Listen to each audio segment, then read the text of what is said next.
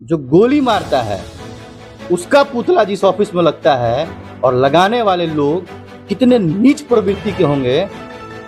एक 70-80 साल का बूढ़ा, मैं भाषा थोड़ा बूढ़ा इंसान, जिसको दो लोग सहारा देकर चला रहे हैं, जिस मानसिकता से आते हैं वो ये बात कह सकते हैं, बिल्कुल कह सकते हैं। बाबा साहब अम्बेडकर 150 देशों में उनकी पुण्यतिथि मनाई जाती है। वो एक विचारधारा है। यह बात गोडसेवादी लोग नहीं समझ सकते हैं। आप गांधी को मार सकते हैं, गांधीवादी को नहीं। आप भीम को दबा सकते हैं, भीमवादी को नहीं। ये रियल राम का नाम ले सकते थे, राम का नाम लेके मोक्ष प्राप्त कर सकते थे, लेकिन जिसका नाम लेने से हमको मोक्ष प्राप्त हो जाता, उसका नाम लिखने से हमको कितना मोक्ष प्राप्त होगा।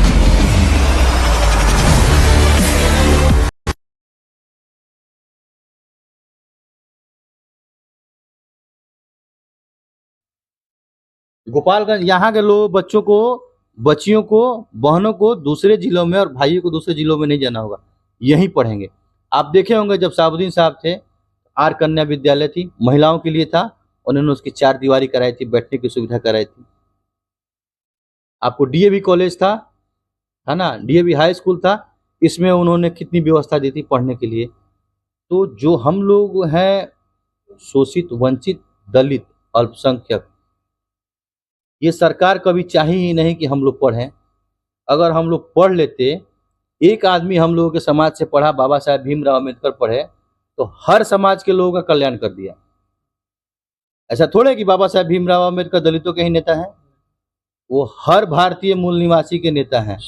राजपूत और जो श्रवण क्लास के लोग भी हैं, उनकी माताओं बहनों को भी उन्होंने जीने का अधिकार दिया और इंसान होने का दर्जा दिया।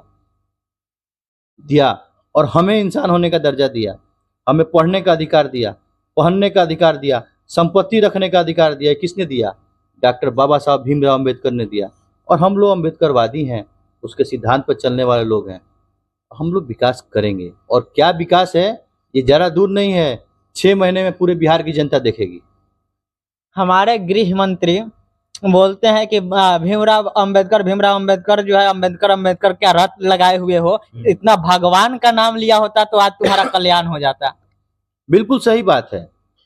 वो जिस मानसिकता से आते हैं वो ये बात कह सकते हैं, बिल्कुल कह सकते हैं। भगवान का नाम लेके तो मोक्ष मिलता ही है, इसमें कहाँ दो राय है, कहाँ दो राय है।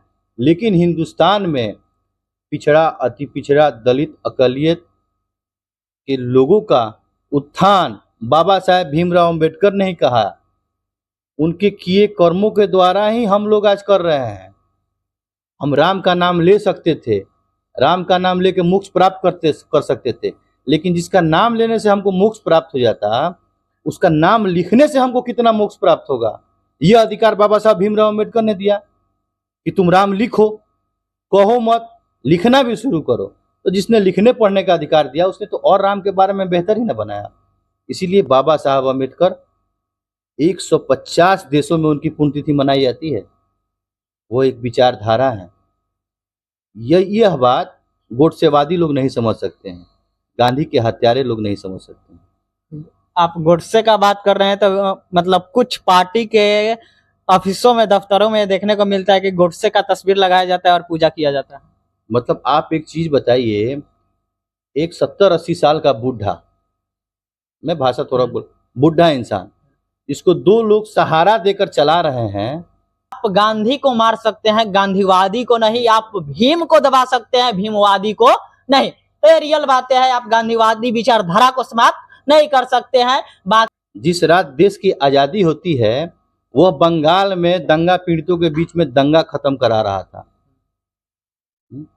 वो बूढ़ा इंसान जिसे 2 इंसान बैसाखी का सहारा देके ले आते थे 1947 में, वो इंसान आज़ादी की रात, जिस रात दिल्ली में पूरा हिंदुस्तान देश के आज़ाद होने का जश्न मना रहा था, वो अकेला बूढ़ा इंसान एक लाठी और 2 सहारा लेकर बंगाल में हुए दंगे को खत्म करा रहा था। जिसकी एक आवाज से दंगा रुक जाता है, जिसकी एक आवाज से दंगा रुक जाता है, उस लाचार इंसान को जो गोली मारता है, उसका पुतला जिस ऑफिस में लगता है और लगाने वाले लोग कितने नीच प्रवृत्ति के होंगे, ये आप सोच सकते हैं और देश की जनता जानती है। महात्मा गांधी वास्तव में जो है एक महान व्यक्ति थे, और उनके लोग कहा जाता है कि आपकी गोडसे को मानने वाले किस प्रवृत्ति के लोग हैं, ये कमेंट में आएगा। दूसरा बात करते हैं कि आप अपना मैनिफेस्टो बताए आदरणीय तेजस्वी प्रसाद यादव जी का, कि 2500 प्रत्येक महिलाओं को दिया जाएगा और जो भी चीजें बताए। तो प्रशांत ये किशोर उनका वादा है, है ये तेजस्वी प्रसाद जी का वादा है, और जिसको हम लोग कह रहे हैं कि इस वादे को हम लोग पूरा करके दिखाएंगे, ये हम लोग का वादा है। तो प्रशांत किशोर तो बार बार प्रहार करते हैं इस पर कि जितना बिहार का बजट नहीं है उतना तो तेजस्वी यादव घोषणा कर दिए हैं। बिल्कुल सही बात है। यही प्रशांत किशोर जी जब नीतीश कुमार जी के साथ थे 2015 के चुनाव के बाद, और संजोग से राजद और जेडीयू की गठबंधन होती है, फिर गठबंधन टूट जाती है। तेजस्वी प्रसाद यादव जी कहते हैं कि नौकरियां देनी है, तो माननीय मुख्यमंत्री जी कहते हैं अपने बाप के यहाँ से पैसा लाओगे। उस समय ये प्रशांत किशोर जी नीतीश कुमार जी के साथ हुआ करते थे। आज अलग हैं, तथाकथित रूप से अलग हैं, तो ये तो बोलेंगे ही। इनको देखिए, एक विचारधारा है पूरे देश में, जिस विचारधारा से गांधी जी लड़े, अंबेडकर साहब लड़े, आदरणीय लालू प्रसाद यादव जी लड़े, मुलायम जी लड़े, और आज तेजस्वी प्रसाद यादव जी लड़ रहे हैं, हम लोग लड़ रहे हैं। ये एक बहुत हजारों सालों से बनाया गया प्रोपगंडा है, इसके खिलाफ हम लोग हैं। समय आने पर इन सब लोगों को जवाब दिया जाएगा। तो क्या आपकी बार गोरिया कोठी का विकास वास्तव में आपके नेतृत्व में होगा? देखिए, ये तो गोरिया कोठी की जनता मालिक जानती है, जनता मालिक है, वो इसको जानती है। हम जनता के बीचों में जाते हैं, उनकी लहर को समझ रहे हैं। देखिए, वो जो कहती है आप समझते हैं, आप समझिए, इसके विषय में हम कुछ नहीं बोल सकते, जनता मालिक है। चलिए, तो ये हमारे साथ राजद युवा प्रत्याशी हनी वर्मा जी थे, जो गोरिया कोठी के भावी विधायक प्रत्याशी हैं। आप इनके बातों से कितना सहमत है, अपनी प्रतिक्रिया जरूर दीजिएगा। धन्यवाद।